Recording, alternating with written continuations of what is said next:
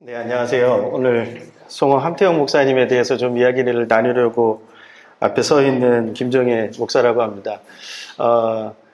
이렇게 여기 와서 강의할 수 있다는 게 사실 저는 좀 감격스럽고요. 그리고 이걸 좀 먼저 보여드린 것은 오늘 함태영 목사님의 일대기를 뭐 다 할 수가 없기 때문에 이거를 오히려 보시는 것이 조금 더 이해하고 시작하시는 데 좀 도움이 될 것 같다는 생각을 들어서 먼저 보여드렸고요. 이 영상은 지금 같이 동행한 우리 이중구 목사님이 편집을 하셔서 만드신 영상입니다. 그래서 겸사겸사 좀 소개도 해야 될 것 같고 같이 좀 나누시면 더 좋을 것 같아서 먼저 영상을 좀 보여드렸습니다.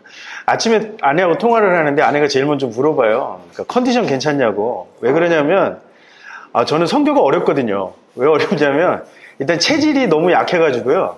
일단 가면 제일 먼저 힘든 게 물을 갈아 먹습니다. 그러니까 물이 바뀌면 그냥 장염으로 그냥 바로 가서 아이들 데리고 단기 선교 가면 아이들이 저를 챙깁니다. 제가 아이들을 챙겨야 되는데 그 정도로 선교에 대한 두려움이 좀 제 안에 좀 있는데, 근데 참 감사한 거는 아이들 데리고 단기 선교를 몽골을 제가 5번을 갔다 왔는데요. 아이들 데리고 1번, 2번 갔다 오다 보니까 어느 순간에 제가 좀 익숙해져 있는 거예요. 그렇다고 제가 헌신하겠다 이런 마음은 제 안에는 두려움으로 남아 있는데, 여전히 선교지에서 주시는 하나님의 은혜와 그 감격이 요즘 제 안에 있는 것을 좀 발견합니다. 그러다 보니까 몸이 워낙 약하니까 아내가 어디 나간다 그러면 늘 걱정합니다. 가서 밥은 먹을 수 있어. 비위가 약해가지고 그 향신료 들어가 있는 거 있잖아요. 그것만 조금 나오면 제가 못 먹습니다. 그래서 걱정을 많이 하는데 저도 좀 두렵고, 일단 아침에 일어나서 뜨거운 바람이 확 올라오는데 너무 피곤한 거예요. 이게 여기가 선교지가 맞구나라는 걸 제가 좀 느낄 수가 있었습니다. 그런데 사실은 저는 원래 2020년에 올 때는 교수님이 강의를 하시고 저는 이제 뒤에서 백업하고 도와드리는 그런 역할로만 사실 설정이 됐었는데, 책이 나오고 우리 이영수 전사님이 자네도 한번 하지 그래가지고 그래서 좀 하게 됐는데, 감사하게도 출판 기념회 때 영상도 만들어지게 되고, 그리고 지난주에 한신대 가서 강연을 하면서 함태영 목사님을 좀 소개할 수 있는 그런 기회가 좀 있었습니다. 한신대 가서 제가 소개했던 건 다른 게 아니고요. 가서 복음 전하고 왔습니다. 가서 한신대 가서 복음이 너무 약해져 있는 그 자신들의 뿌리를 좀 돌아봤으면, 한신의 그 정체성이라고 하는 것 안에 복음이라고 하는 분명한 그 뿌리가 있거든요. 그 뿌리를 좀 회복하기를 좀 바라는 마음으로 거기 가서 신대원생들에게 강의를 했을 때 아멘으로 화답하는 신대원생들이 좀 있어가지고요. 제가 감격하고 돌아왔었던 그런 시간이 아니었나 그런 생각을 하는데, 의외로 그 자리에 오셨던 분들이 인정하는 것 중에 하나가 역시 기장도 복음이라고 하는 것이 중심에 있어야 된다라고 하는 것에 동의하더라는 거예요. 제가 조사해 보니까 기장에 왜 그렇게 된다, 복음이 약해지니까 기장 출신 선교사님들이 거의 없으셨어요. 70년대에는 기장 출신으로 선교사 나가신 분이 한 분인가 계신 걸 제가 찾았거든요. 그때 70년대, 80년대 통합과 합동의 선교의 붐이 막 일어나고 있을 때인데, 정작 기장 출신들에게는 그것들이 약해 있었다는 거죠.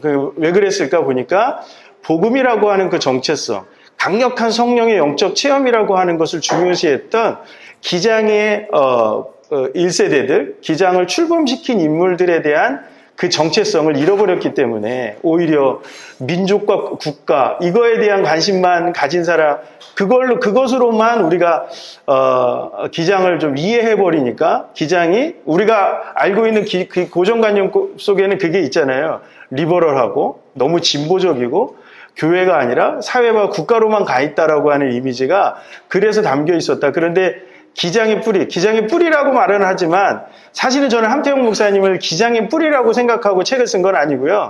한국 장로교회, 더 나아가서는 한국 교회의 정체성과 어떤 그 정통성, 그리고 한국 교회의 어떤 모습이 이 함태영이라고 하는 인물 속에 담겨 있다라고 하는 것을 좀 드러내고 싶은 책을 쓰고 나서 제가 계속해서 말씀드렸던 것 중에 하나는 기장이라는 말보다는 한국 장로교회라고 하는 말을 훨씬 더 많이 썼던 것 같습니다. 오늘도 아마 제가 말씀드리는 것도 한국 장로교회라는 표현을 쓰기는 하겠지만 그거보다는 한국 교회, 한국교회가 갖고 있는 우리 패러다임을 복음성령교회로 잡았거든요.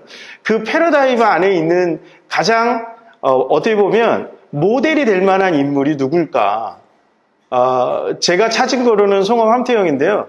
이 함태영 목사님을 처음 쓰게 됐던 그 동기는 사실은 오늘 저희 스승이시기도 하고 오늘 강의해 주신 김명구 교수님께서 선생님이 권유에 의해서 제가 이 함태영 연구를 좀 시작하게 됐고요. 이런 말씀을 하셨어요, 저한테. 함태영 목사님이 윤보선 평전을 쓰실 때 함태영 목사님을 교수님도 어느 정도 스크린을 해놓고 계셨거든요. 이분에 대해서 누군가는 연구를 했으면 좋겠는데 당신이 하지, 이 한마디가 저한테 좀 꽂혔고요. 그러면서 이제 연구가 시작이 됐었습니다. 근데 제가 어제 뚫슬랭을 갔다 왔거든요.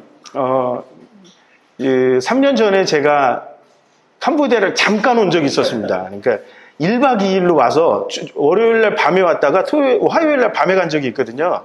그때 정말 아무 데도 못 가보고요. 이영식 선교사님이 있는 그 껌붕스프 생명나무 교회만 잠깐 방문하고 한식 먹고 그리고 한국으로 다시 돌아갔던 적이 있어서 캄보디아를 비행기만 타고 왔다 간 그런 경험이었는데 뚫슬랭을 사실 어제 처음 가봤습니다. 갔을 때 제가 느꼈던 것은 뭐냐면 어떻게 인간이 저렇게 잔인할 수 있을까. 킬링필드 영화로만 봤던 그 캄보디아의 모습을 실제로 본 거거든요. 제 눈으로. 저는 사진을 좀 못 찍겠더라고요. 입구 사진만 찍고 그 안에는 그런데 사진 찍으면 안 된다고 얘기를 나중에 들어서 그걸 보고 어떻게 인간이 저렇게 잔인할 수 있고 어떻게 인간이 저럴 수 있을까라고 하는 것을 느꼈거든요. 근데 공산주의 연구를 이렇게 하다 보면 공산주의 혁명이 일어나도 모든 곳에 동일하게 나타나는 현상 중에 하나가 뚫슬랭이나 킬링필드에 나타나 있는 그런 현상들이 그대로 나타나거든요. 근데 공산주의에만 있느냐? 그런 게 아니라 히틀러에게도 나타나고 일본이 우리나라에서 백오인 사건 때 보여주었던 고문했던 광경들, 3.1운동 때 고문했던 광경들을 봐도 그런 모습들이 나타난다라는 거죠. 어떤 모습일까? 인간에 대한 견해가 다르다라고 하는 거죠. 그러니까 인간을 바라보는 시각이 다르고 인간을 어떻게 바라보느냐에 따라서 그 사람들의 모습과 태도, 그러니까 세계관이 인간관의 모습이 어떻게 달라지느냐에 따라서 달라지더라. 이 전환기에 나타난, 어떻게 보면 공산주의에서 캄보디아도 지금 전환하는 전환기잖아요. 이때 가장 중요한 게 뭘까라고 하는 부분에서 제가 어제 뚫슬랭에서 느꼈던 것은 캄보디아 사람들의 인간관이 이제 어떻게 만들어지느냐에 따라서 캄보디아의 미래가 바뀔 수 있는데 그렇다면 그 올바른 인간관을 심어줄 수 있는 유일한 곳이 저는 기독교라고 보거든요. 개신교라고 보거든요. 그래서 제가 볼 때 복음을 전하는 선교사님들의 사명이 무엇보다 중요하고 그 개인을 만들어주는 가장 강력한 도구가 아니라 가장 강력한 계기와 동기는 성령의 성령의 영적 체험이다. 성령의 강력한 역사고 그리고 그것을 만들어내는 기관이 바로 교회이고 그래서 교회가 바로 서지 못하면 나라가 바로 서지 못하는 올바른 인간관이 설 수 없고 올바른 인간관이 서지 못하면 올바른 국가로 나갈 수 없거든요. 근데 그러한 모습을 보여주는 대표적인 인물이 바로 송암 함태영이라고 저는 생각을 합니다. 왜 그러냐면 송암 함태영은 사실은 잘 못 들어보셨죠? 그 나이 드신 분들도 제가 여쭤보니까 함태영이라는 이름을 잘 모르시는 거예요. 저희 아버지한테 얘기를 드렸더니 딱 두 가지를 아세요. 하나는 부통령이셨다라는 거, 그리고 그 아들 한병춘 박사님이 전두환 대통령하고 미얀마에 갔을 때 아웅산 테러 때 비서실장으로 돌아가신 거. 그 두 가지 사실은 아는데 그 이외의 사실은 모르시는 거예요. 함태영이 부통령이었다는 분은 목사님이신 걸 모르고 함태영이 목사님이셨다는 분들은 부통령이었다는 걸 모르시는 거죠. 더군다나 부통령이고 목사님이라고 아셨던 분들은 그가 우리나라 최초의 법관이었다는 것을 모르시는 거예요. 그러니까 이분에 대한 것들이 안 알려져 있는데 연구를 하면서 찾아갔던 함태영의 모습은 우리가 쉽게 접할 수 있는 인물의 모습이 아니었던 거죠. 우리나라 최초의 그때 법관이기도 했지만 우리나라 법관으로서는 최고로 높은 통감부 시절에 대심원 판사를 했고 총독부 시절에는 복심 판사를 했거든요. 한국인으로 일제하에서 법관으로서 올라갈 수 있는 최고위직까지 올라간 거예요. 그리고 3.1운동에 있어서 앞에 김명구 선생님 교수님 말씀해 주셨지만 3.1운동에 있어서 기독교를 컨트롤하고 기획했던 인물이 누구냐면 그 일본 사람들의 신분 조사를 하다 보면 함태영이라는 결론이 내려져요. 그러니까 기독교의 감리교와 장로교를 하나로 묶고 세브란스에 있었던 YMCA 그 지도 목사, YMCA 세브란스 의전의 지도 목사였거든요. 그러니까 그 지도 목사였던 타이틀을 가지고 학생들을 동원할 수 있었던 그런 어떤 권위를 갖고 있었던 인물이 함태영이었거든요. 근데 역사에서는 함태영이라는 인물을 우리는 잘 못 들어본 거예요. 심지어 한국 기독교 역사 안에서도 함태영이라는 인물이 거의 기억되지 않는 존재로 남아 있었다라는 거죠. 기장 안에서도 아까 그 국민장을 하셨거든요. 1964년에 돌아가셨을 때 국민장을 하셨는데 국민장을 하고 모든 국민들이 그렇게 했다고는 하지만 65년에 기념사업회가 송암기념관을 만들고 기장의 역사에서 사라져버립니다. 그냥 수유동교회가 기장의 수유동교회가 송암교회로 이름을 바꾸고 그 교회만이 송암 함태영을 기릴 뿐이었지 그 누구도 송암 함태영에 대한 글을 남기거나 그분을 조명하거나 그분을 높이거나 그분의 유족들을 찾아가서 돌아가시면 서거 몇 주년 기념 예배를 드린다거나 그런 적이 단 한 번도 없었습니다. 심지어 한병춘 선생님이 돌아가셨을 때 한병춘 선생님이 함태영 목사님의 14자녀 중에 막내시거든요. 그 한병춘 선생님의 유족들은 기독교회를 떠나셨거든요. 천주교로 가셨고 그리고 아무도 교회를 다니시는 분이 없으셨어요. 오히려 둘째 아드님이셨던 한병승이라고 3.1운동에 참여하셨던 그분의 유족들만 연동교회를 다니셨을 뿐이고 나머지는 교회를 다니시는 분이 없을 정도로 그 정도로 함태영에 대한 한국교회 안에서는 역사적으로 가려져 있었고 이분의 위상이 위축되어져 있었고 아주 대한뉴스에서만 잠깐 볼 수 있는 인물 정도로만 알려져 있었는데 근데 제가 이분을 연구하고 찾다 보니까 함태영은 우리나라가 조선의 성리학적 세계관에서 근대라고 하는 것으로 넘어가는 이 전환기에 근대를 경험했던 그리고 근대가 무엇인지를 이해했던 근대인으로서 함태영은 굉장히 중요한 의미를 갖는 인물이었다라는 거예요. 원래 함태영 목사님은 1873년에 함경북도 무산에서 태어나셨거든요.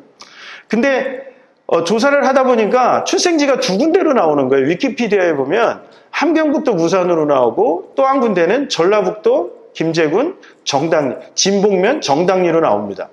두 가지로 나오는 이유가 뭐냐면 그 정당리에 가면 실제로 뭐가 있냐면 함태영 목사님 출생 비석이 있어요. 여기가 출생지입니다라고 하는 비석인데 제가 가서 찾아보니까 거기는 출생지가 아니에요. 누가 살았던 곳이냐면 함태영 목사님의 아버지였던 하무택이라고 하는 분이 사셨던 곳이에요. 그러니까 하무택이라고 하는 분이 사셨다고. 이 강릉함씨가 김제에 내려온 게 연산군 때 내려오거든요. 연산군 때 내려와서 성리학을 교화시키는, 성리학을 농민들에게 한자를 가르치고 성리학의 윤리를 가르치는 그런 어떤 성리학을 확산시키겠다라는 사명을 갖고 연산군 때 폭정을 못 이기고 김제로 내려오신 분이 그 강릉함씨의 선조 가운데 있어요. 근데 200년, 300년이 지나가니까 이 양반들이 먹고 살 길이 없잖아요. 그러니까 몰락하는 거예요.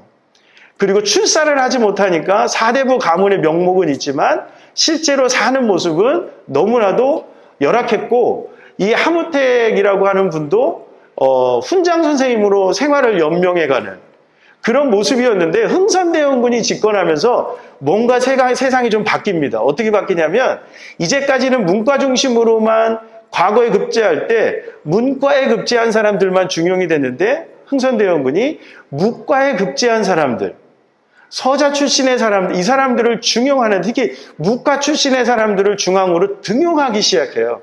그러니까 집권 세력을 바꾸는 거예요. 근데 1873년이 고종이 흥선대원군으로부터 왕위를 다시 이제 회복하던, 이제 왕권을 독자적으로 행사하던 시기였거든요.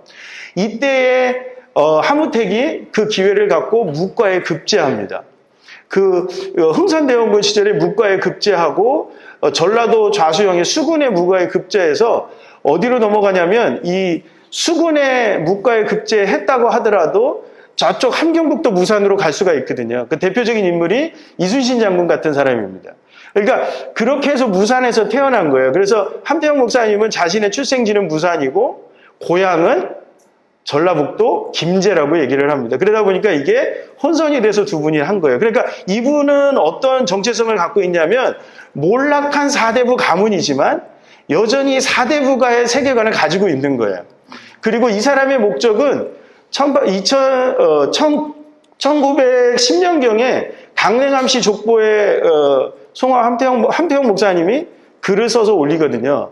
그 글을 써서 올릴 때 우리 가문의 출사, 그러니까 벼슬을 얻는다라고 하는 것이 우리 가문을 일으키는 거라고 하는 글을 쓰세요. 그러니까 그러한 어떤 의식들이 있는 거예요. 내가 출사를 하면, 과거를 통해서 출사를 하면 우리 가문을 일으킬 거라고 하는 그런 의식을 가지고 있었다라는 거죠. 그런데 1886년경에 13살 때가 되셨을 때 13살 때가 되셨을 때 하무택이 중앙으로 한문을 아는 묵과 무인이잖아요. 그러니까 한문을 아는 사람이기 때문에 중앙으로 아마 상관이 중앙으로 등용되면서 이 사람을 데려갔을 가능성이 아주 높습니다. 그러면서 중앙으로 들어갔는데 한양으로 들어갔을 때 격변의 시기가 도래하고 그 하무택이라고 하는 인물이 중추원의 사관원에 들어가서 사관원의 간부로 들어가거든요. 관리로 들어가거든요. 그러니까 조선의 정세가 어떻게 돌아가는지를 너무 잘 알아요. 그리고 함태영은 과거를 준비합니다. 왜냐하면 출사를 해야 되니까. 근데 1895년 갑오경장이 일어나면서 이 과거가 폐지가 되고 관리를 등용하는 방법이 전문 학교를 양성해서 그 학교에 양성된 사람들을 관리로 쓰겠다라고 하는 정책으로 바뀌어요. 그때 성리학적 세계관을 가지고 있었던 하무택이 어디로 들어가냐면 가장 첫 번째 만든 학교가 법관 양성소라고 하는 곳이었어요. 그러니까 법관을 양성해서 이 사람들을 법관으로 벼슬을 주어서 재판을 하게 하는 것으로 하겠다라고 하는 그 교지가 내려지고 1895년에 이 법관 양성소가 개소했을 때 일기생으로 하무택이 여기에 들어갑니다. 이때 일기생 중에 한 명이 우리가 잘 알고 있는 헤이그 밀사로 갔던 이준 열사예요. 그래서 이분 나중에 그 함태영 목사님이 해방이 되고 제일 먼저 했던 것이 뭐냐면 이준 열사 기념사업회 회장을 맡습니다. 그리고 이준 열사의 무덤을 찾는 작업을 해요. 그리고 1956년에 세계 일주를 하셨을 때 헤이그에 가서 제일 먼저 한 게 어디에 있는지 몰랐던 어떻게 위치만 알고 있었던 이준 열사의 무덤을 찾습니다. 거의 감추어졌던 무덤을 찾거든요. 그러니까 그런 역할을 감당하는데 법관 양성소에 들어갔을 때 제가 보니까 함태영 목사님이 어느 정도 충격을 받아요. 근대인으로 넘어가는 그 기준이 뭘까? 그걸 고민했거든요. 그러니까 우리가 중세봉건에서 근대로 넘어갔을 때 중세봉건에서 근대로 넘어가는 그 기준이 뭘까? 문명을 받아들인 걸까? 아니면 의식이 변하는 걸까? 근데 최근에 근대에 대한 연구들을 쓰시는 외국의 학자들의 글을 보니까 근대를 가르는 기준이 문명에 대한 것보다는 의식의 변화로 보는데 그 의식의 변화는 뭐냐면 개인의 회복이에요. 그러니까 개인의 발견으로 해서부터 근대 의식을 찾는다라는 거죠. 그래서 중세봉건은 개인은 언제나 국가와 교회의 부속물일 뿐이에요. 그러니까 국가와 교회가 얘기하면 개인은 따라가는 개념이에요. 그 대표적인 그 체제가 사실은 천주교거든요. 그 교회로 보면 천주교가 그런 체제였는데 종교개혁을 통해서 뭐가 발견되자면 서구 사회가 개인을 발견했고 그런 걸 통해서 근대 시대가 열리기 시작했다고 보는 거예요. 그리고 그 개인의 발견을 통해 민주주의라고 하는 것을 체제를 만들게 됐고 이 왕정 국가라 할지라도 민주주의 체제를 들어가는 것은 왕이 절대 권력을 휘두르기보다는 언제나 의회를 통해서 의회의 견제를 통해서 그 의회의 의원들은 반드시 선거를 통해서 개인의 선택을 받은 사람들이 들어가는 그런 구조를 갖게 됐다라고 얘기하거든요. 그러니까 근대를 가르는 의식의 기준 중에 하나는 개인의 발견이었다는 거죠. 함태영 목사님이 법관 양성소 들어갔을 때 근대 법학을 배우는데 근대 법학의 가장 핵심은 뭐였느냐면 법 앞에 만인이 평등한 거예요. 그러니까 그러니까 이분의 생각 속에는 성리학적 세계관에서 애국은 언제나 충분이었거든요. 충분 애국이에요. 그러니까 임금에게 충성하면 그거 자체가 애국이 되는 거죠. 그래서 임금을 위해 목숨을 잃으면 그래서 우리가 사육신 같은 사람들 우리는 굉장히 존경하잖아요. 근데 어떻게 보면 그 당시 국가 통치자를 보면 사육신을 일방적으로 존경할 수 있을까라고 하는 생각을 우리는 할 수도 있을 법한데 우리는 그렇지 않거든요.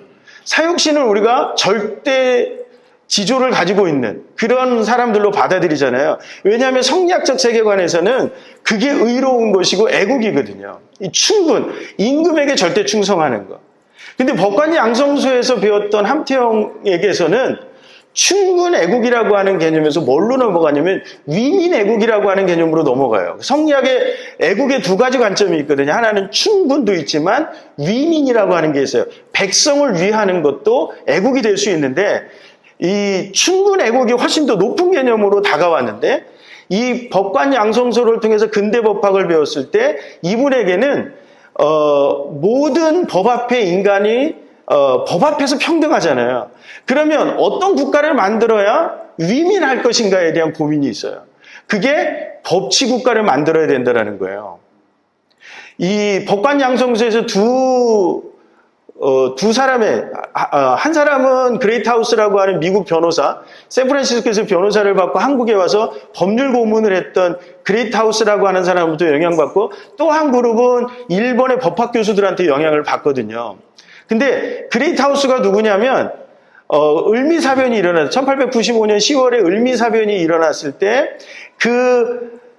일본 사람들이 기소가 되거든요. 일본 법원에 기소가 됐을 때 일본 법원에 가서 한국 정부를 대변해서 대변했던 변호인이 누구냐면 그레이트하우스예요. 그래서 이 그레이트하우스가 1896년 2월로 코리아 레포지터리에 96년 1월에 일본 법원에서 났던 판결문이 있어요. 그러니까 이 을미사변이 어떻게 일어났고 그들은 어떤 죄를 지었는지 일본의 낭인들은 어땠는지 전문이 있는데 그 전문을 2월호인 코리아 레포지터리에 실어버립니다. 그래서 우리나라 을미사변의 진상이 처음으로 알려지는 거예요. 그 그레이트하우스의 모습이 법관 양성소의 학생들에게는 모델이 되는 거예요. 근대 법관의 모습은 어떤 모습이어야 된다는 거. 근데 근대 법관은 그때까지 조선의 재판이라고 하는 것은 오로지 무엇에 의해서 행정관리에 의해서 내려지는 판결로 이루어지거든요. 그리고 그 행정관리가 하급관리면 그 판결은 또 누구에 의해서 조정을 받아요? 상급관리에 의해서 조정을 받는 거예요. 어떤 법적인 거라든가 상식이라든가 이런 거에 의해서 이루어지는 것이 아니라 상관의 명령에 의해서 판결이 이루어지는 거죠. 그래서 어떤 사람이 중요해요? 관리가 중요한 거예요.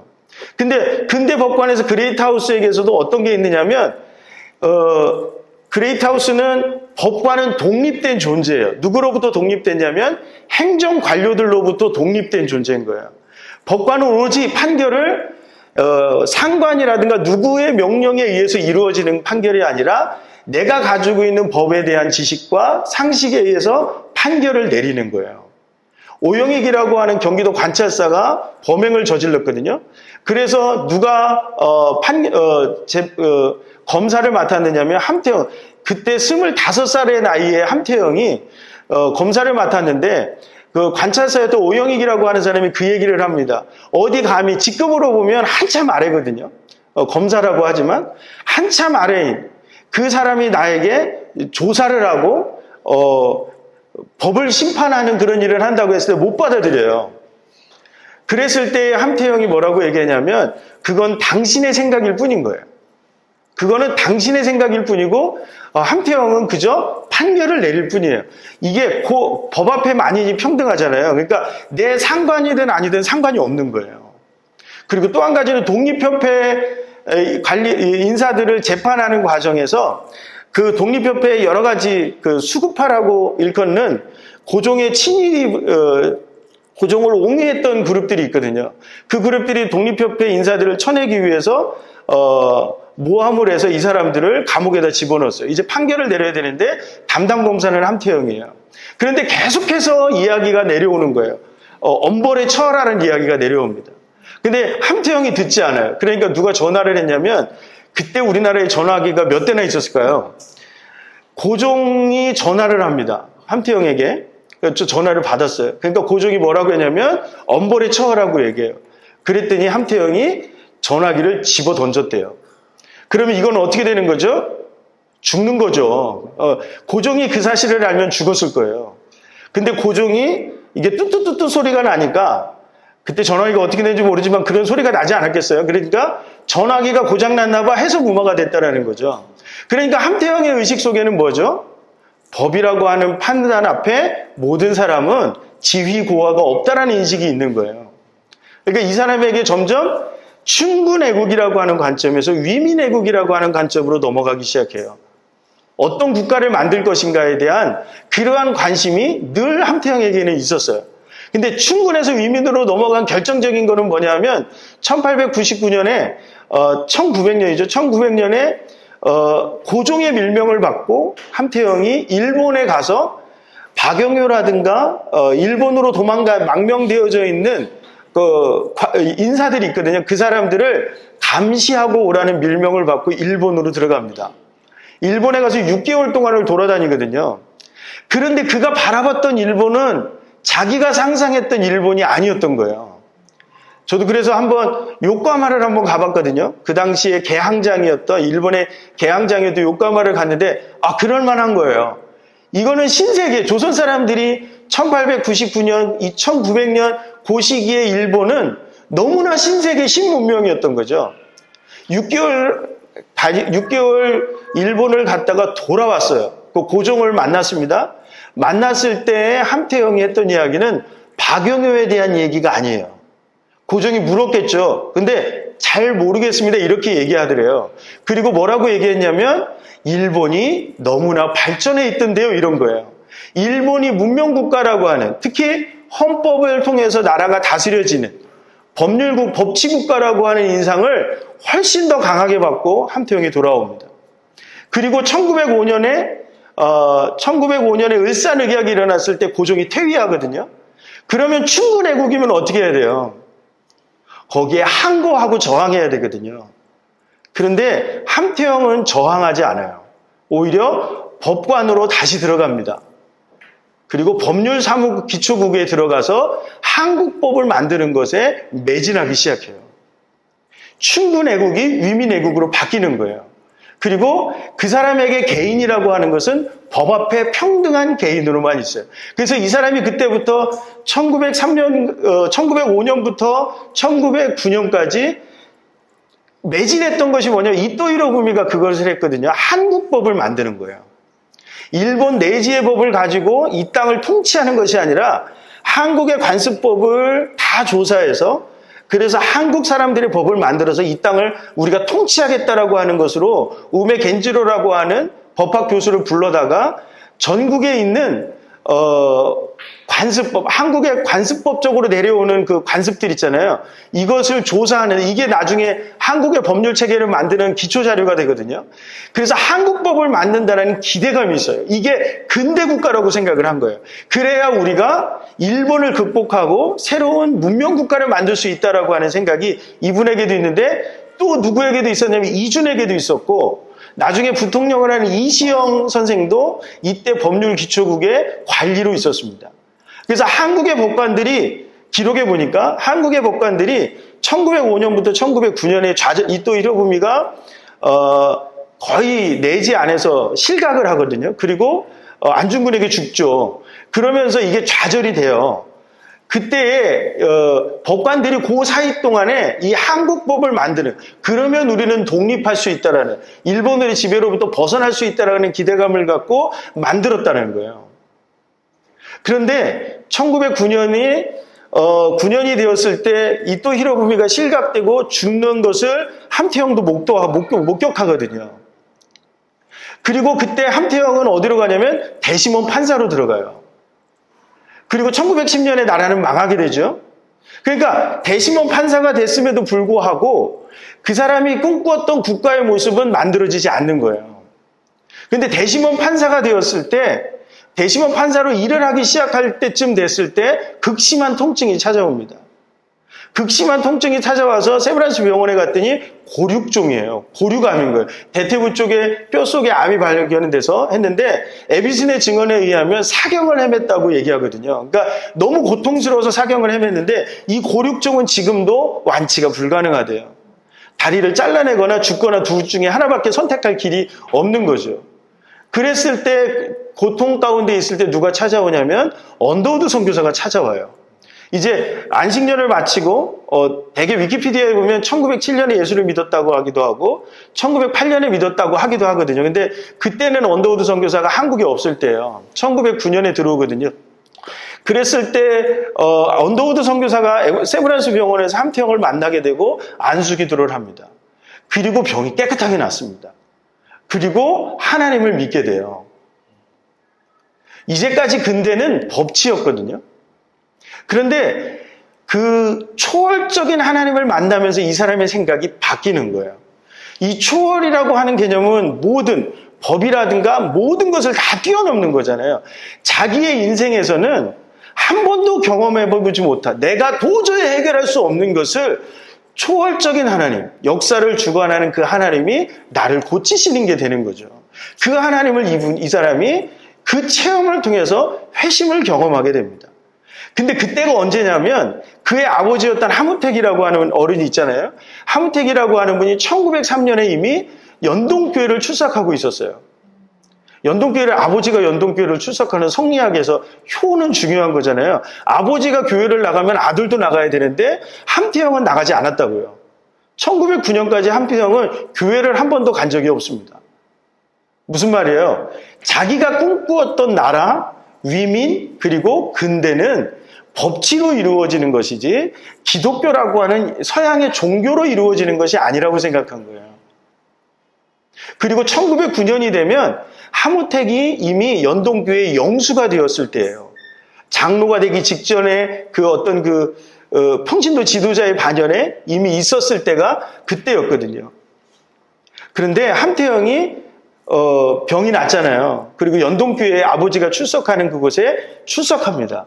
근데 연동교회는 당시에 1대 장로, 2대 장로가 1대 장로는 백정이었고 2대 장로는 갑바치였거든요. 그러니까 그런데 1903년경부터 한성 감옥에 있었던 개화파 관리들이 연동교회로 또 들어왔어요.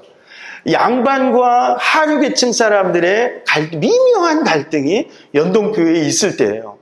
그런데 대심원 판사로 가장 어떻게 보면 그 당시에 높은 직급에 있었던 함태영이 초월자인 하나님을 경험했잖아요. 그러니까 모든 인간이 하나님 앞에 동등하게 보이는 거예요. 그러니까 어디로 뛰어가느냐면 일이 끝나고 나면 그 연동교회 앞에 동대문 상가가 그때도 장터였거든요. 거기에 가서 상인들에게 복음을 전하기 시작했어요. 1909년에 예수를 믿었는데 1911년에 장로가 됩니다. 무슨 얘기냐면 이건 불가능한 이야기예요. 지금도 여기서도 그게 불가능하죠? 그게 불가능해요. 왜 그랬을까 보니까 그때 인원 통계를 보니까 급격히 늘어나요. 그러니까 전도를 그만큼 많이 했기 때문에 장로로 인정을 받는 거예요. 그랬는데 책 쓸 때는 몰랐는데 나중에 유족들의 얘기를 들어보니까 그때 하무택 그 아버지가 함태영을 불렀대요. 어떻게 양반이 저 무지렁이들한테 가가지고 교회로 데려올 수 있느냐. 하지 마라 그렇게 얘기를 했다는 거예요. 그리고 거기에 양반들이 나중에 연동교회에 있었던 양반들이 이원경이라고 하는 사람과 함께 교회를 분립해서 나가버립니다. 그게 묘동교회예요. 그러니까 이 안에 양반의식이 여전히 사라지지 않았던 그런 의식이 있었음에도 함태영은 아버지를 따라가지도 않고 여전히 장터로 가서 복음을 전해요.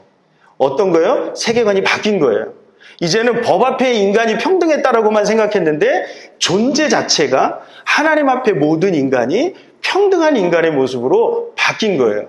그리고 또 한 가지는 뭐냐 하면 사명을 부여하시는 분이 이제 누구예요? 내가 생각했던 국가를 만드는 그런 것만 생각했는데 사명을 부여하시는 분은 내 삶의 사명을 부여하고 이끌어가시는 분은 하나님이라는 사실을 발견해요. 그러니까 대심원 판사였고 1910년에 나라가 망했잖아요. 그러면 이시영 선생도 법률국을 그만두고 뭐 신흥무관학교 만들기 위해서 육형제가 전부 다 만주로 넘어가는데 여전히 남아있어요. 함태영 목사님은 여전히 남아있어요. 법관으로 여전히 남아있어요. 뭐예요? 하나님이 내게 말씀하시지 않으면 움직이지 않는 거예요. 내가 비록 일본의 굴욕과 수치를 당하는 한이 있고 관리로서 내가 일한다고 할지라도 법관으로 일한다 할지라도 하나님이 나의 직영태로 옮기시지 않으면 내가 움직이지 않는 거예요. 왜 내 삶을 주관하시는 분 누구예요? 하나님이시라는 사실로 바뀌었거든요. 그래서 언제까지 법관으로서 활동하냐면 1912년에 백오인 사건 2심 판결이 나기 전까지 법관으로 활동해요. 이 부분에서 제가 책 쓸 때 굉장히 힘들었던 부분이 뭐냐면 이분이 우리가 민족을 사랑했던 애국자라고 말할 수 있을까? 이런 부분들이었던 거거든요. 근데 이분에게는 세계관이 바뀐 거예요. 뭐예요? 한 영혼, 한 개인이 보기 시작하는 거예요. 그래서 어떻게 나중에 그 회고담에 비서하고 이렇게 쓴 회고담 같은 것들이 있거든요. 그게 유일한 어떤 1차 자료였는데 거기에 보면 그 함태영 목사님이 그 시기에 무엇을 어디에 더 많은 애정과 열정을 쏟느냐면 법관으로서의 역할도 있지만 그때부터는 교회에 모든 에너지를 쏟아붓기 시작해요. 동로회가 출발했잖아요. 그리고 1912년에 총회가 출범한다고요. 1911년에 장로가 되자마자 이 경기 충청노회의 임원이 되고 그리고 총회의 총대가 됩니다. 그래서 그 1911년에 이미 무엇을 준비하냐면 신학교를 가야 되겠다라고 하는 생각을 마음에 준비를 하고 있어요. 근데 아직 뭐가 떨어지지 않는 거예요. 법관으로서의 사명을 언제까지 감당해야 될 건지에 대한 하나님의 음성이 들려지지 않는 거예요. 그런데 그게 언제 목격이 되냐면 이 사람에게는 일본에 대한 인정이 있었거든요. 일본은 문명국가고 법치국가예요. 그리고 한국법을 만들 때 한국 안에 한국 법관들을 일본의 법학자들이 와가지고 막 비웃었거든요. 니네들은 아주 지난 시대의 사람들이에요. 왜? 고문을 하니까. 고문을 하는 나라라고 하는 그런 인식이 벗어나지 않으면 너네들은 근대 국가가 될 수 없다라고 하는 인식이 그 사람들로부터 일본의 법학자들로부터 한국의 법관들이 들었던 오명이었거든요. 그런데 1911년 백오인 사건이 일어나고 1912년에 재판이 진행되고 1심에서 판결이 나고 2심으로 넘어가서 2심의 판결이 진행될 때 증언들이 나오기 시작하는데 어떤 증언들이 나오냐면 고문에 대한 증언들이 나오기 시작하는 거예요.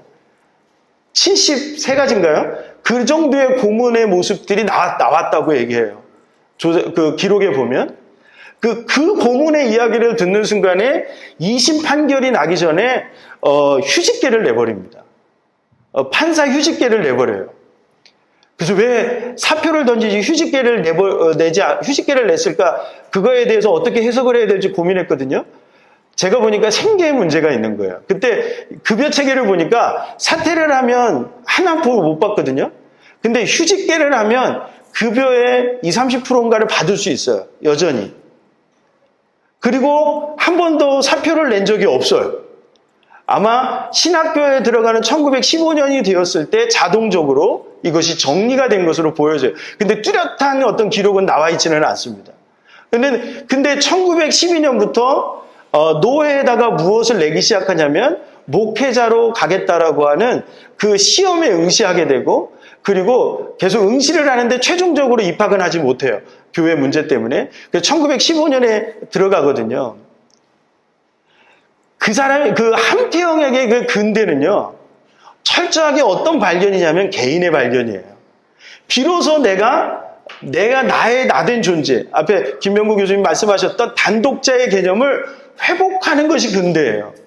그리고 거기서로부터 새로운 국가가 출발되어지는 거예요. 그가 꿈꾸었던 국가는 거기서부터 출발되어야 하는 거였어요.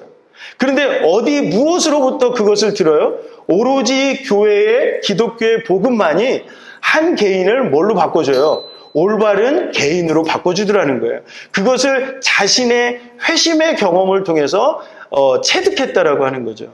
그리고 고민하잖아요. 무엇으로 어떻게 가야 될까? 어떻게 가야 되고 내가 무엇을 해야 될까? 누구의 말씀을 따라가요? 하나님이 나에게 말씀하시는 것. 거기에 뭐가 오냐면 선교사가 나에게 뭐라고 얘기하는지, 아니면 주변에 연동교회에는 월남 이상제도 있었고, 그리고 누구도 있었냐면 개화파 유명한 뭐 김정식 선생이라든가 그 당시 기독교로 YMCA 운동을 했던 많은 사람들이 거기에 있었거든요.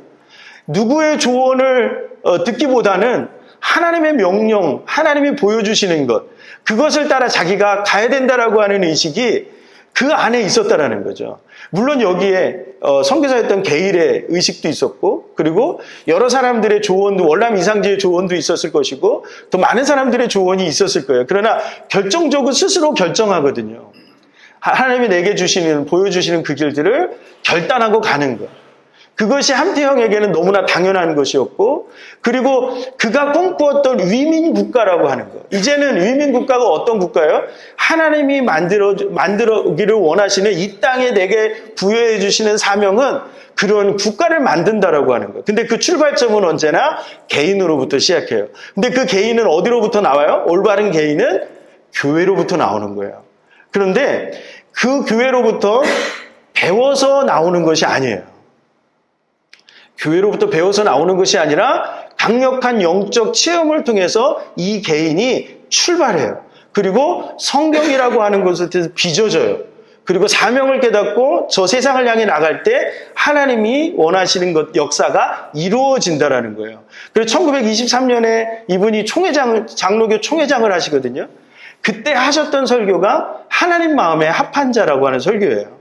그러니까 왜 하나님 마음에 합하게 살아야 되느냐? 이 땅을 주관하는 하나님의 역사가 이 땅에 나타나기 위해서는 우리가 고난을 고난을 당할지라도 의를 실현해 나가는 거예요. 그게 하나님 마음에 합한 모습으로 살아가는 거.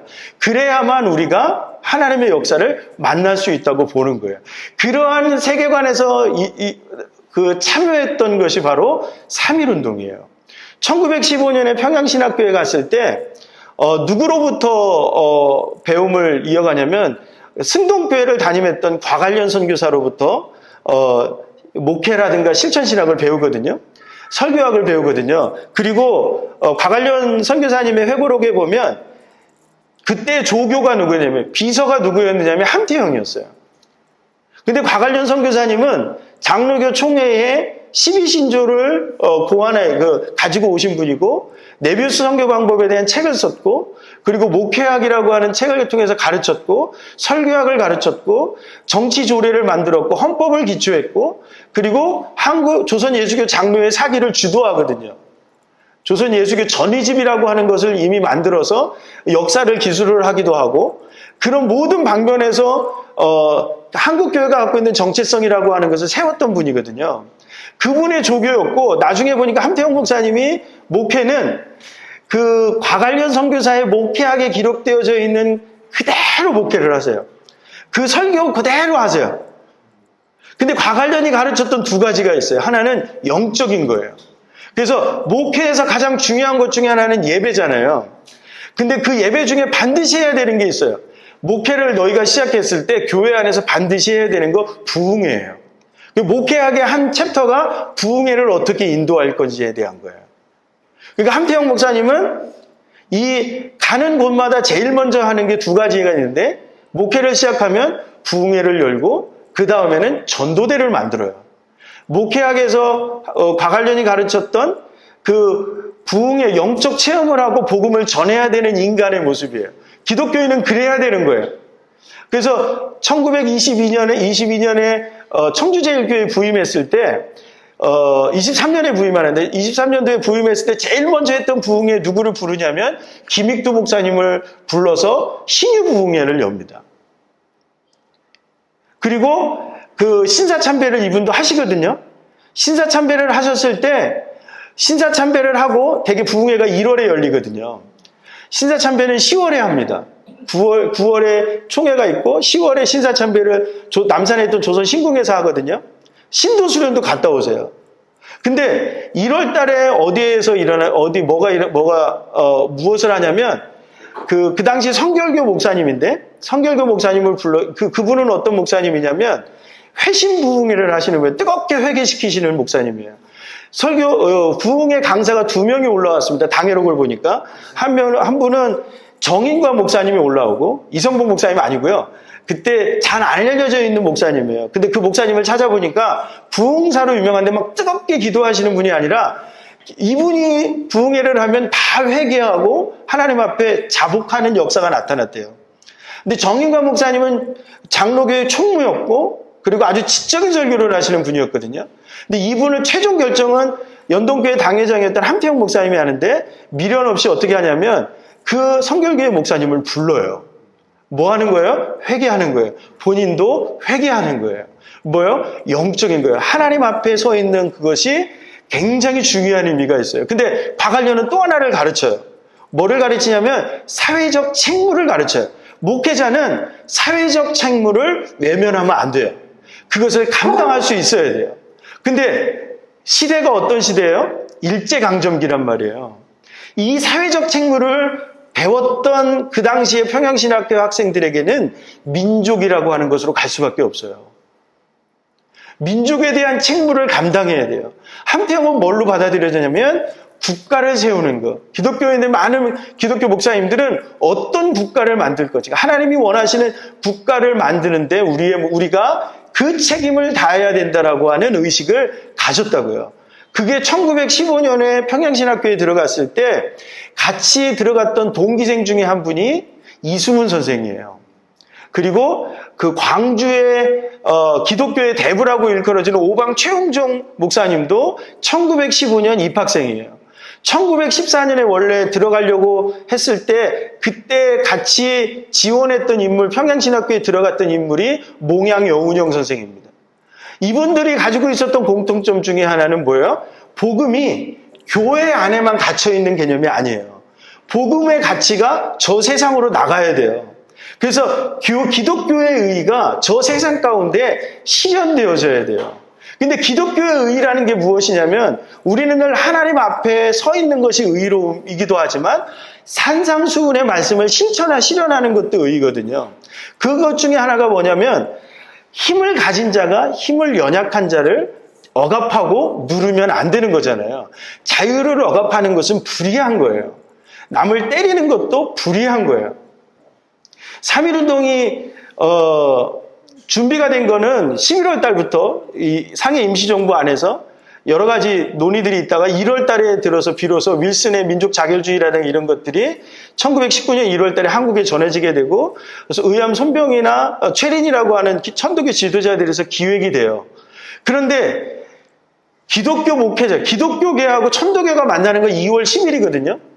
2월 10일이고 기독교계 목회자들이 규합되어져서 만나는 게 2월 22일이란 말이에요. 21일, 22일 날이에요. 3.1운동은 3월 1일에 일어나잖아요. 그러니까 일주일 만에 사실은 기획되어지고 설득되어지고 인감도장 찍고 독립선언서가 배포가 되고 한 거예요. 근데 문제는 뭐냐면 어떤 조직이 없어요. 3.1운동은 조직이 구성되지 않았습니다. 민족대표 33인이라고 하는 사람들이 조직체계를 가지고 있느냐? 조직체계가 없어요. 조직체계를 일본에서 만들었거든요. 일본에서 만들었는데 그거는 기획한 사람이 누군지를 정해놓고 밑에다가 그냥 이름만 적어놓은 거예요. 이 안에 어떤 조직체가 없었어요. 그런데 문제는 뭐냐면 천도교는 문제가 안 돼요. 왜냐하면 손병희 한마디면 모든 것이 움직여져요. 근데 기독교는 이거는 남강 이승훈 선생을 최린이 만났거든요. 의암 손병희가 만나고 기독교계도 참여하겠다는 말은 하는데 문제는 이승훈 선생이 정주에서 생활했단 말이에요. 선천이에요. 평양보다 더 북쪽에서 생활했거든요. 오산학교를 담당했고 선천에 있는 교회 장로를 역임하고 있었고, 그러니까 선천과 평안도의 기독교계 인사들은 설득할 수가 있는데 문제는 서울에 있는 인사들을 설득하기는 어려워요. 그리고 감리교계하고의 교감도 있어야 되는데 그것도 어려워요.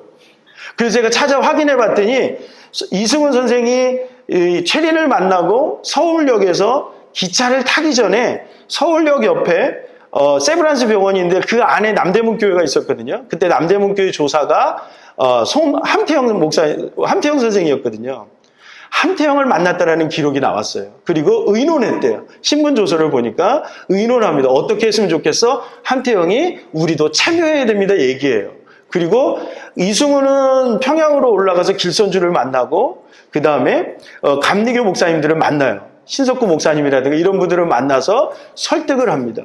그리고 서울에서는 누가 이 함태영 목사님이 이갑성이라든가 그 세브란스 의전에 있었던 그 약국을 담당하고 있던 이갑성이라고 하는 분하고 그 다음에 박희도라고 하는 YMCA 그 회원부 총무를 했던 그 박희도라고 하는 분들을 만나서 설득하기 시작해요. 근데 이게 뭐 당연한 거 아니겠나 생각하지만 굉장히 어려운 일이에요. 왜냐하면 장로교를 하나로 모으는 것은 모으는 것도 어려워. 왜냐하면 평양이 가지고 있었던 성격 안에는 뭐가 있냐면 비정치예요. 그러니까 정치운동에 우리가 참여하면 안 돼요.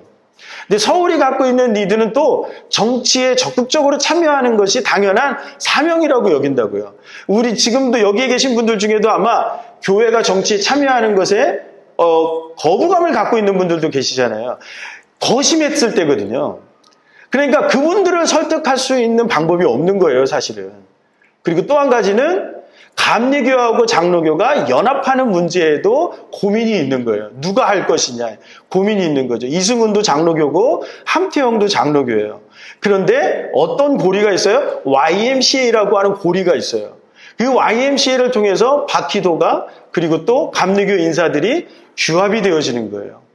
그런데 3.1운동을 우리가 좀 이해할 때 한 가지 알아야 되는 건 뭐냐면 3.1운동은 교회가 조직적으로 참여한 운동이 아니에요. 이것은 기독교인 한 사람 한 사람이 독립선언서라고 하는 것을 통해서 규합되어진 운동이라는 거죠. 그래서 교회가 공식적으로 참여했다는 기록이 노회나 총회 기록에는 없어요. 단지 수습했을 뿐이죠. 그러니까 이것은 어떤 거예요? 한 개인이 그 기미 독립선언서에 담겨져 있는 뜻을 갖고 내가 스스로 선택해서 참여한 게 200만 명이라는 거죠. 그러니까 여기에 참여했던 목회자들도 심각하게 고민합니다. 신석구 감리교회, 평양의 감리교회 목사님이던 신석구 선생님 같은 경우도 2월 26일이 될 때까지 이제 도장을 딱 찍어야 되거든요. 33일 이름 안에 도장을 찍어야 되는데 마지막까지 이거에 대한 고민이 있어요. 하나님, 여기에 내가 참여해야 됩니까? 이 정치운동에 내가 참여해야 됩니까? 라는 고민을 해요. 그런데 새벽 예배 때 27일 날 26일 새벽이죠. 26일 날 기도하는데 하나님의 음성을 들어요. 내가 너희들한테 이 땅을 맡겼는데 빼앗기는 것이 어떻게 죄가 되지 않겠느냐라고 하는 음성을 듣고 나서야 여기에 도장을 찍는다고요. 그러니까 이러한 신앙적 고민이 있는 거예요. 그러니까 이분들에게는 3.1운동이 정치운동이 아니에요. 어떤 운동이에요? 하나님이 이 땅을 위해서 우리에게 맡겨주신 하나님의 마음에 합한 자로서의 사명을 감당하는 것으로 받아들여요. 그러니까 기미독립선언서를 가지고 함태영 목사님이 다 일일이 설득하거든요. 회합을 2번을 하고 3번을 합니다. 그때 함태영 목사님 집에서도 하고 그리고 주변에 있는 이갑성의 집에서도 하고 회합을 할 때 설득해요. 기미독립선언서가 왜 신앙적인 것인지. 그래서 결정적으로 몇 가지 이제 책에 보면 몇 가지 걸림돌이 있었어요. 이 절대 무장 투쟁이 되어서는 안 돼요. 비폭력이어야 되고 일본에 저항하는 것으로 비춰지면 안 돼요. 그리고 질서를 지켜야 돼요. 어떤 질서요? 일본이 만들어 놓은 질서를 지켜야 돼요. 그게 공약 3장이라고 하는 것으로 나와요. 그래서 제가 평신도들한테 강의할 때 그렇게 얘기하거든요. 만약에 3.1운동이 저항운동이었다면 명동이 일본인들의 거주지역이잖아요. 그러면 파고다공원, 탑골공원에서 시작하잖아요. 그럼 시위대가 광화문 쪽으로 가면 안 되는 거죠. 광화문 쪽으로 가는 게 아니라 광화문 쪽으로는 헌병대들이 있으니까 명동 쪽으로 몰려가서 헌병대가 그쪽에 있으니까 탈취를 한다든지 일본 사람을 죽이든지 뭔가를 해야 저항이잖아요. 근데 안 하거든요. 단지 뭐만 해요? 저쪽에서는 총칼로 덤벼드는데 만세만 부르거든요. 최후의 1인까지, 최후의 일가까지 그저 외칠 뿐이에요.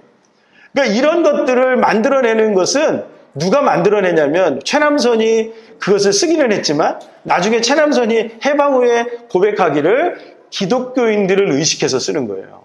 본인도 연동교회를 다녔었거든요. 그러니까 그러한 부분들이 있다는 거죠. 여기에 함태영 목사님이 자신이 가지고 있었던 신학과 신앙을 스스로 드러내고 만들어가는 모습들이 있어요.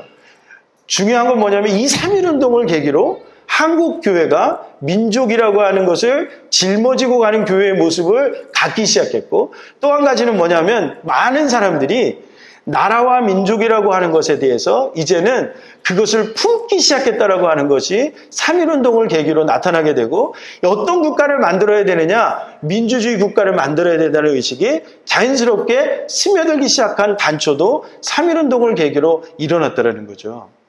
그런데 기독교인 함태영에게 있어서 언제나 영적인 거. 왜 영적인 게 중요해요? 한 영혼이, 한 개인이 올바른 인간으로 세워지는 것. 그것은 영적인 것으로 많이 가능하다고 믿는 거예요. 그리고 그러니까 어디가 중요해요? 교회가 중요해요. 그런데 복음은 교회에 갇혀 있으면 안 돼요. 한 개인에 갇혀 있으면 안 돼요. 복음은 전해져야 돼요. 그리고 의가 드러나야 돼요. 기독교의 의가 드러나야 돼요. 그러니까 엄격한 윤리성, 성경적인 삶의 실현이라고 하는 것이 너무나도 당연하게 여겨지는 거죠. 그러니까 함태영 목사님은 연동교회 가장 큰 교회였거든요. 서울에서 가장 큰 교회가 연동교회였는데, 연동교회 당회장을 하고 조기 사임하고 나옴에도 불구하고 그분에겐 집이 없었어요.